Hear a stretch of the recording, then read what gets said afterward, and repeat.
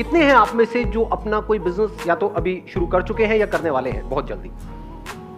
कितने ऐसे हैं जो करना चाहते हैं लेकिन उनको ये नहीं पता है कि क्या करें, मतलब आइडियाज नहीं है माइंड के अंदर और उनको ये भी नहीं समझ आ रहा है कैसे करें? ऐसे कितने हैं? काफी सारे। जिनका हाथ यहां तक जा रहा है डीओ लगा के नहीं आए हो क्या?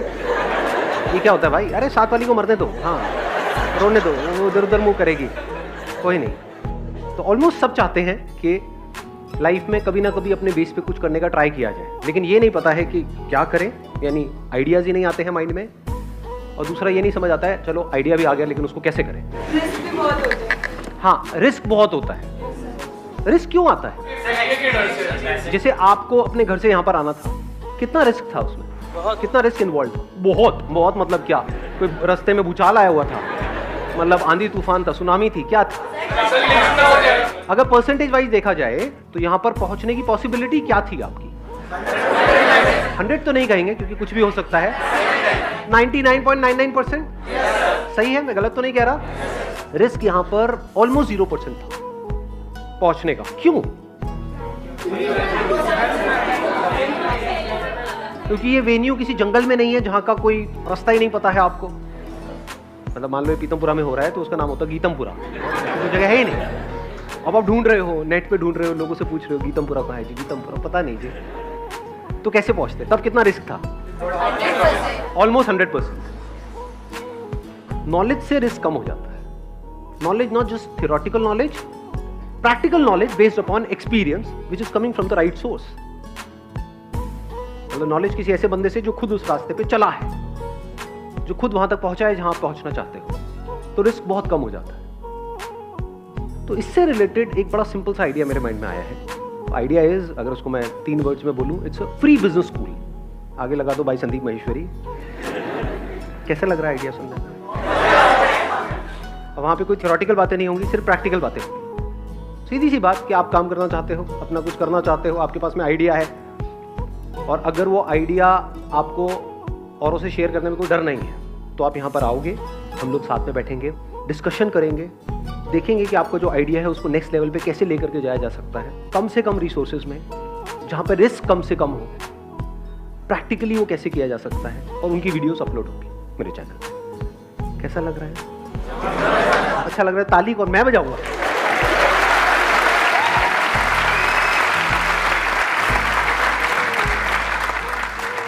इसके लिए आपको क्या करना है, आपको या जो भी लोग मेरे को अभी वीडियो में देख रहे हैं उनको क्या करना है कि अपनी एक छोटी सी वीडियो बनानी है 5 मिनट के अंदर अंदर, कि आपका वो आइडिया क्या है और क्या प्रॉब्लम है जिसको आप सॉल्व करना चाहते हो। नॉट जस्ट कि मैं पैसा कमाना चाहता हूँ ये करके, क्योंकि वहाँ पे सक्सेसफुल होने के चांसेस बहुत कम है, बट प्रैक्टिकली क्या कोई ऐसी प्रॉब्लम है जिसको आप अपने बिजनेस प्लान के थ्रू सॉल्व करना चाहते हो, तो वो आप उसमें बताओगे, और वो पैशन भी अगर आपकी आंखों में नजर आएगा तो वो वीडियो आप हमको ईमेल कर सकते हो ideas@sandeepmaheshwari.com पे। ईमेल करोगे, फिर हमारी टीम उन सारी वीडियोस को देखेगी। मान लो हजारों वीडियोस आई, और वो लोग जो जेन्युइनली पैशनेट लग रहे होंगे कुछ करने के लिए, उनको बुलाया जाएगा।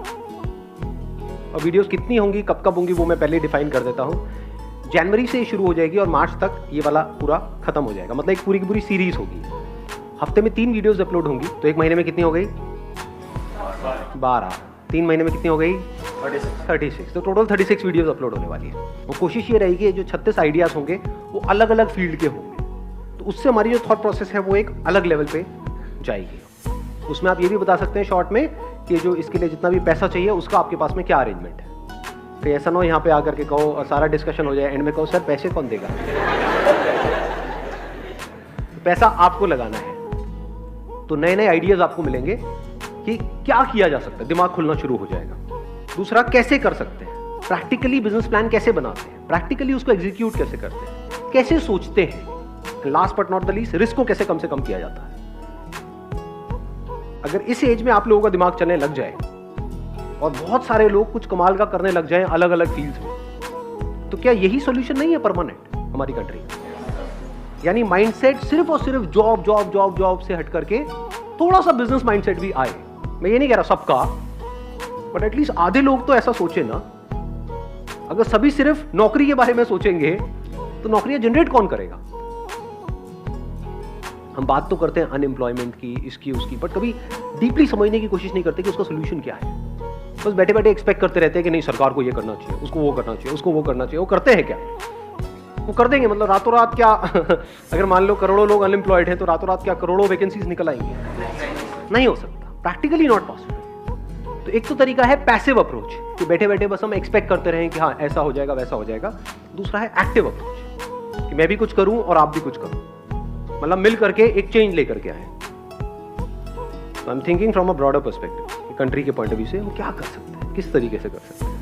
सर एक प्रॉब्लम आती है कि अगर हम कुछ स्टार्ट भी करते हैं, इवन मैं अपना बिजनेस मैंने जो स्टार्ट किया था अब से 3 साल पहले, मैं अभी भी कर रहा हूँ, लेकिन सर एक प्रॉब्लम ये आती है अगर मैं कुछ भी उसके साथ न्यू करने की कोशिश करता हूँ तो मेरी फैमिली मुझे वो अलाउ नहीं करती, कहीं ना कहीं मुझे टॉन करती है, मेरे ब्रदर मेरी सिस्टर, कि क्या वो सक्सेस हो पाएगा या नहीं हो पाएगा। तो कहीं ना कहीं एक माइंड में थॉट आता है कि क्या वो सही है या नहीं है। हर एक की फैमिली की अपनी अपनी कंडीशनिंग होती है। फॉर एग्जाम्पल आपके पेरेंट्स डॉक्टर हैं तो वो क्या चाहेंगे? देयर इज स्ट्रॉन्ग पॉसिबिलिटी वो चाहेंगे आप भी डॉक्टर बनो। दोनों गवर्नमेंट सर्वेंट्स हैं तो वो क्या चाहेंगे?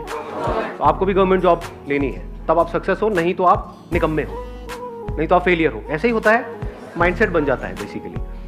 तो जैसे ही जो आपका बैकग्राउंड है, जो आपकी कंडीशनिंग है, बचपन से जिस तरीके से उन्होंने अपनी लाइफ को देखा है, उससे अलग आप कुछ भी करोगे तो वो आपके अगेंस्ट हो जाएंगे फॉर श्योर। तो अब वहां पे सॉल्यूशन क्या है?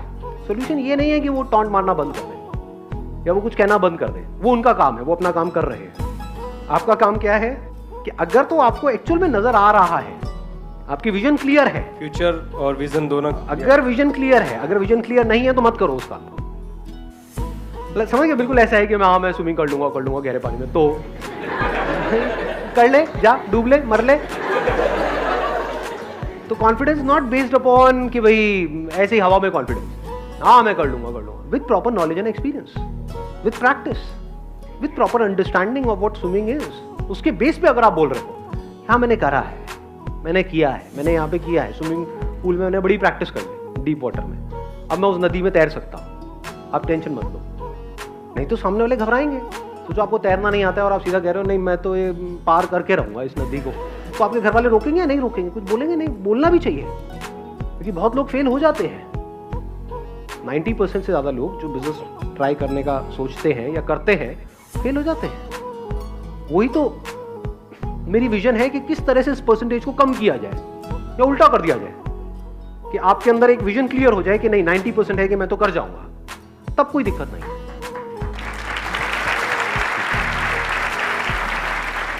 तो अब अगर वो बोलते हैं तो वहां पर अगर आपकी विजन क्लियर है तो आप अंदर ही अंदर हंसोगे।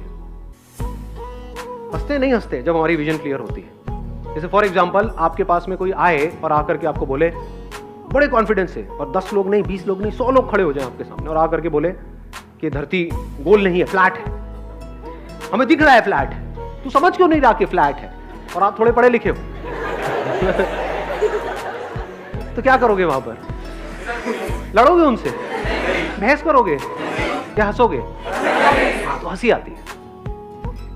इसी तरीके से जब आप कुछ कर रहे हो और अगर आपकी खुद की विजन क्लियर है, प्रॉब्लम ये है, प्रॉब्लम वो नहीं है। अगर आपकी विजन क्लियर नहीं है और वो बोल रहे हैं उस वजह से आप नहीं कर रहे हो, तो ये आपके लिए भी अच्छा है, उनके लिए भी अच्छा है। नहीं तो खुद भी मरोगे, उनको भी मारोगे। सर कभी कभी क्या होता है कि हमारा विजन क्लियर होता है, प्लान भी होता है, बट हम उस चीज़ को करते करते फ्रस्ट्रेट हो जाते हैं 2-3 बार फेल होने के बाद कि हमारी हिम्मत ही नहीं होती फिर दोबारा उठ के उस चीज़ को दोबारा करने की। तो उस टाइम खुद को कैसे मोटिवेट किया जाए और कैसे वापस से उसमें दोबारा से जान लगाई जाए? एक चीज़ छोटी सी ये समझ लेना कि जो बिजनेस वर्ड है ना, उसको अगर आप अच्छे से समझ गए हो, बिजनेस की जो दुनिया है, तो उसमें आप फेल नहीं हो सकते। मतलब बिजनेस का मतलब क्या है, अगर शॉर्ट में मैं एक लाइन के अंदर बताऊं तो वो क्या है कि किसी की जो नीड है उसको पूरा करना। अब प्रॉब्लम कब आती है? जब हम काम करते हैं अपनी नीड्स के अकॉर्डिंग। हमारी नीड क्या है कि हमको फटाफट से पैसा चाहिए, हमारी नीड क्या है कि प्राइस ज्यादा से ज्यादा रखो ताकि प्रॉफिट ज्यादा से ज्यादा हो, उसकी नीड क्या है कि प्राइस कम से कम हो, उसकी नीड क्या है आप फ्री में ही दे दो है या नहीं है? अपने ऊपर रख करके देखो, ये सेल होती है उस दिन ऐसा क्या हो रहा होता है, एनुअल सेल नहीं होती है इनकी ई-कॉमर्स वेबसाइट्स की, उस दिन लोग पागलों की तरह टूट करके पड़ते हैं। क्यों? क्योंकि उनको इससे मतलब थोड़ी है कि वो कंपनी लॉसेस में जा रही है, आपको 70% डिस्काउंट देगी, आपका है कि लूट लो नहीं। तो यहाँ पे एक बहुत बड़ा गैप है।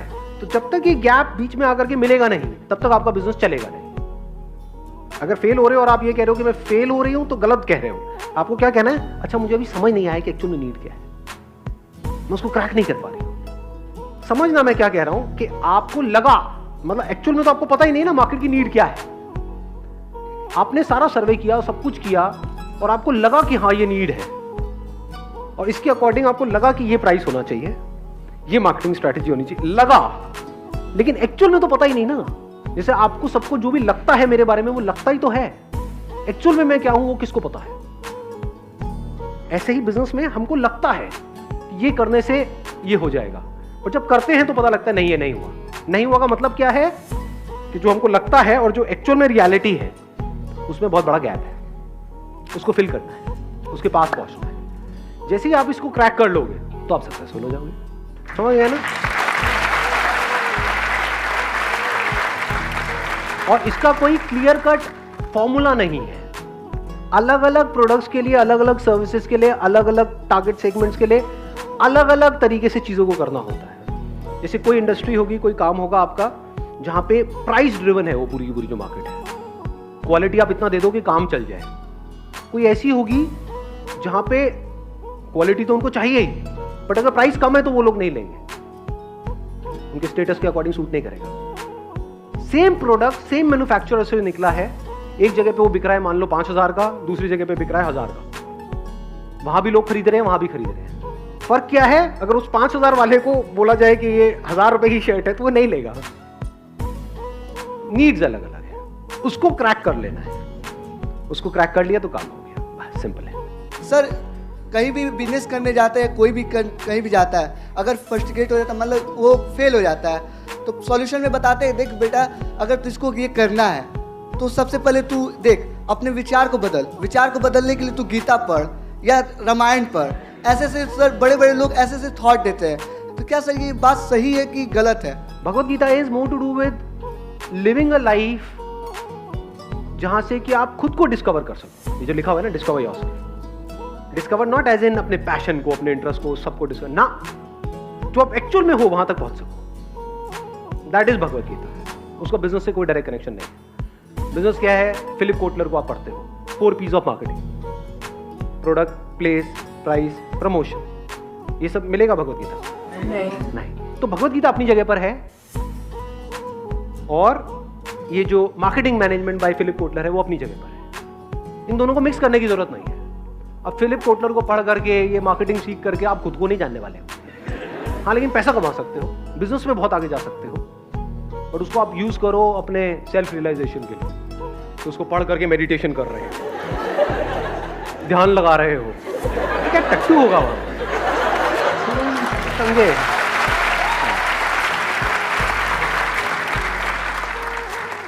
तो ये बहुत बड़ी गड़बड़ है हम सबकी लाइफ में। हमें ये नहीं पता है किससे क्या पूछना है, हमें ये नहीं पता है किससे क्या सीखना है। लोग आकर के मेरे से क्वेश्चन पूछते हैं कि सर मैं ये एंट्रेंस की तैयारी कर रहा हूं, इसको क्रैक कैसे करूं? मेरे मन में पता है क्या आता है? अबे क्रैक किससे पूछ रहा है?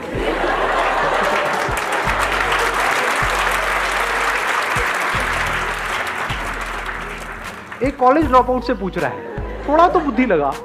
आज तक मैंने खुद ने कुछ क्रैक नहीं किया, मैं कैसे तेरे को बताऊंगा कि तू कैसे क्रैक कर? मेरे से ये पूछो कि हाँ भाई 10,000 रुपए से अगर एक कंपनी खड़ी करनी है 10 करोड़ की या 100 करोड़ की, वो कैसे हो? वो मैं बता सकता हूँ। तो लाइफ में ये एक आर्ट आपके अंदर होनी चाहिए, ये इतनी एक समझ होनी चाहिए, इतनी इंटेलिजेंस होनी चाहिए कि किससे क्या पूछना है, किससे क्या सीखना है। बहुत सारे लोग हैं फैले पड़े हैं चारों तरफ, और उनकी वीडियोस आप देखोगे यूट्यूब के ऊपर, 4 दिन में पतले कैसे होते हैं, और वीडियो 4 साल पुरानी है। उनकी लेटेस्ट वीडियो देखोगे तो अब और फैल चुके हैं।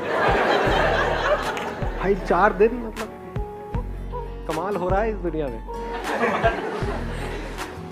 तो इतनी समझ आपके अंदर होनी चाहिए, क्योंकि उनका तो फायदा हो रहा है, उनकी वीडियो के ऊपर लाखों व्यूज है, उन्होंने तो कमा लिया जो कमाना था। आपको क्या मिलेगा? समझे? दोनों चीजों में बड़ा फर्क होता है। एक है थियोरेटिकल नॉलेज, वो तो आप भी चेप सकते हो, उसमें क्या बड़ी बात है। आपके पास मैं आ जाऊं बिजनेस एडवाइस लेने के लिए, आप शुरू हो जाओगे। किस बेस पे? कहीं से कुछ पढ़ा होगा, 2-4 बुक्स पढ़ ली होंगी। तो थियोरेटिकल नॉलेज में, knowledge based upon practical experience and understanding, जमीन आसमान का फर्क है। तो हमेशा नॉलेज और एक्सपीरियंस ऐसे किसी बंदे से लो जो उस फील्ड का एक्सपर्ट हो, उस फील्ड की थ्योरी का एक्सपर्ट ना हो, प्रैक्टिकली उस फील्ड का एक्सपर्ट।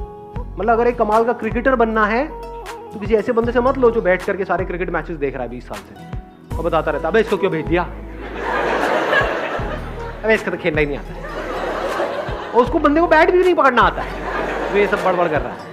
उससे मत सीखो। किससे सीखो? किसी ऐसे क्रिकेटर से जिसको एक्सपीरियंस हो।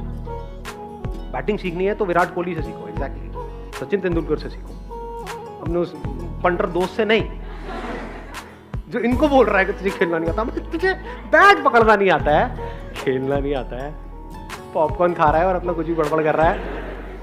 तो ये पॉपकॉर्न खाने वाले लोगों की बातों पे ज्यादा ध्यान मत दो, एक्चुअल में जो काम कर रहे हैं उनकी बातों पे ध्यान दो। Make sense?